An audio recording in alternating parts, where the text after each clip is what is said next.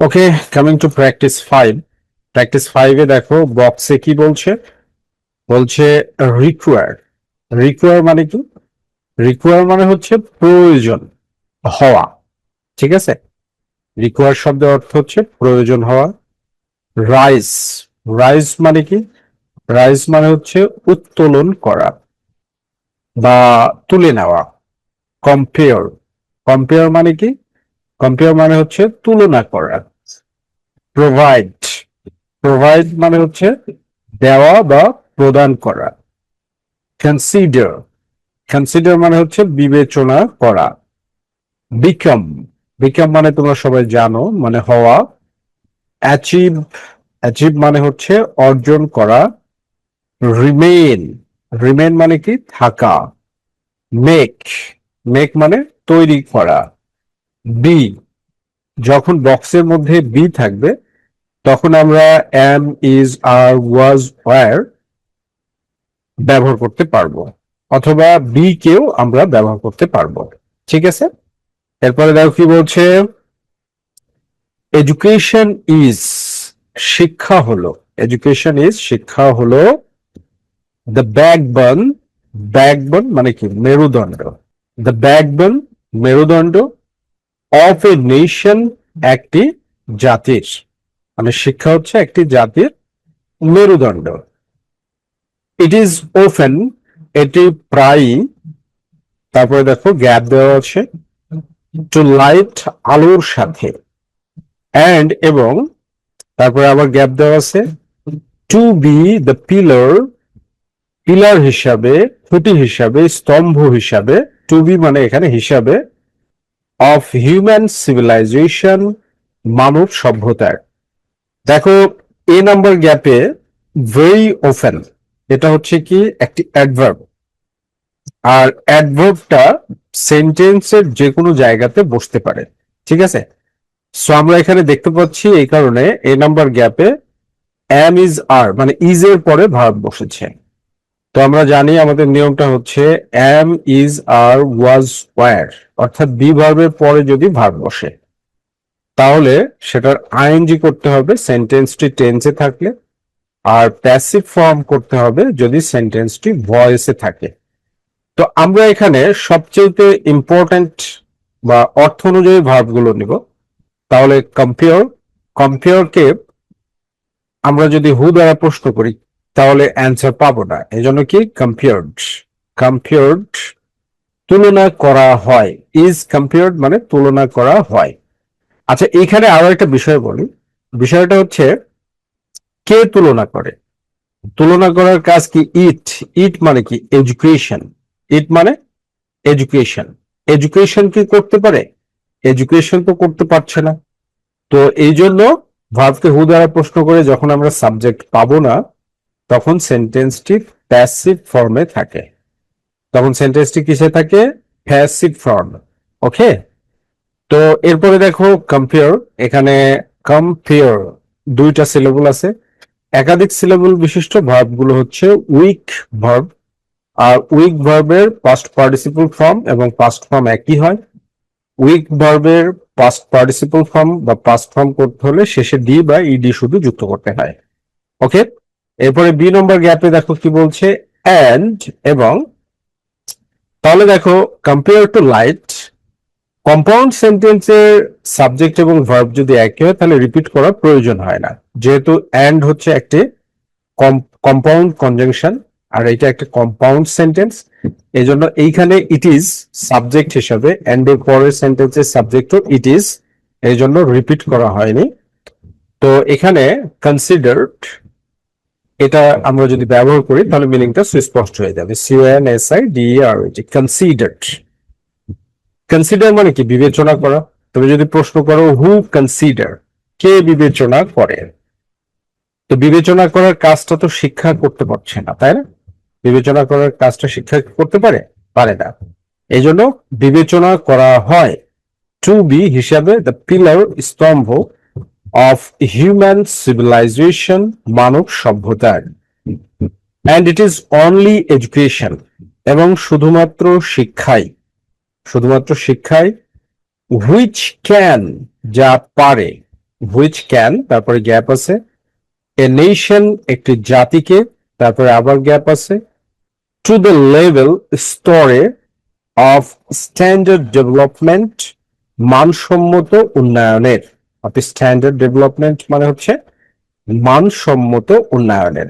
তাহলে দেখো which can, can কি মডেল ভার্ব। তো রাইট ফর্ম ভার্বস এর নিয়ম হচ্ছে মডেল ভার্বের পরে ভার্বের বেস ফর্ম ব্যবহার করতে হয়। তাহলে ক্যান এর পরে কি হবে, বেস ফর্ম হবে। হুইচ ক্যান, আমরা যদি মেক ভার্বটা ব্যবহার করি বক্স থেকে, তাহলে কি হবে, সেন্টেন্সের অর্থটা পারফেক্ট হবে। Which can make a nation, যা একটি জাতিকে তৈরি করতে পারে। এখানে দেখো তারপরে আবার গ্যাপ আছে। তো মেক এর পরে সবসময় বিয়ার ইনফিনিটিভ ভার্ব ব্যবহার হয়, অর্থাৎ বেস ফর্ম ব্যবহার করতে হয়। এবার কি হবে, রাইজ। রাইজ মানে কি, উত্তোলন করা। রাইজ শব্দের অর্থ কি, উত্তোলন করা। উত্তোলন করতে পারে, উত্তোলন করতে পারে। To the level of standard development, মানসম্মত উন্নয়নের স্তরে। Okay, from this point of view, এই দৃষ্টিকোণ থেকে। From this point of view, এই দৃষ্টিকোণ থেকে। ইট, এটি। তারপরে দেখো গ্যাপ দেওয়া আছে। কোয়াইট ক্লিয়ার, সম্পূর্ণ স্পষ্ট। টু আস, আমাদের কাছে। দ্যাট, যে। ইফ এ কান্ট্রি, যদি একটি দেশ। তারপরে গ্যাপ দেওয়া আছে। ইফ মানে কি কন্ডিশনাল সেন্টেন্স। ইটস পিপল, এর জনগণকে বা মানুষদেরকে।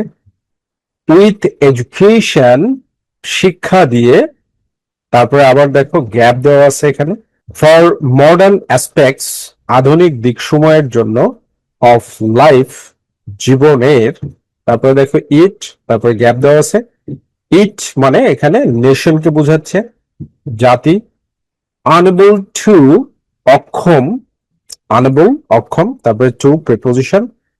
অ্যান্ড অল আউট প্রসপ্যারিটি, একটি সার্বিক সমৃদ্ধি, সার্বিক উন্নয়ন। অল আউট মানে হচ্ছে সার্বিক। To the betterment and welfare, to the betterment and welfare, ভালো এবং কল্যাণের জন্য। অফ দ্য নেশন, জাতির। দেখো এটি বিশাল বড় একটা সেন্টেন্স, তাই না? তো আমরা প্রথম থেকেই দেখি। ইট, ইটটা কি, ইট হচ্ছে সাবজেক্টের পরে ভার্ব। তো এটা আমাদের কাছে কি হয়, পরিষ্কার হয়। সো আমরা বিকামটাকে ব্যবহার করব। বিকামকে কি ভার্ব হিসাবে আমরা ব্যবহার করব।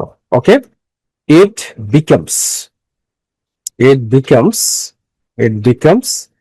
তো কেন আমরা এস যুক্ত করলাম বিকামের সাথে? কারণ আমরা জানি যে সাবজেক্টের পরে যদি ভার্ব বসে আর প্যাসেজটা যদি, মানে গ্যাপের যে এই প্যাসেজ, এই প্যাসেজটা যদি প্রেজেন্ট কনসেপ্টে থাকে, তাহলে ভার্বের ভিউ ওয়ান হবে সেন্টেন্সটি টেন্সে থাকলে।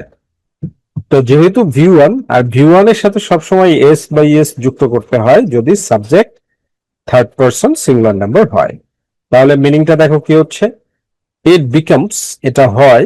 কোয়াইট ক্লিয়ার, সম্পূর্ণ পরিষ্কার। টু আস, আমাদের কাছে। দ্যাট, যে। ইফ এ কান্ট্রি, যদি একটি দেশ।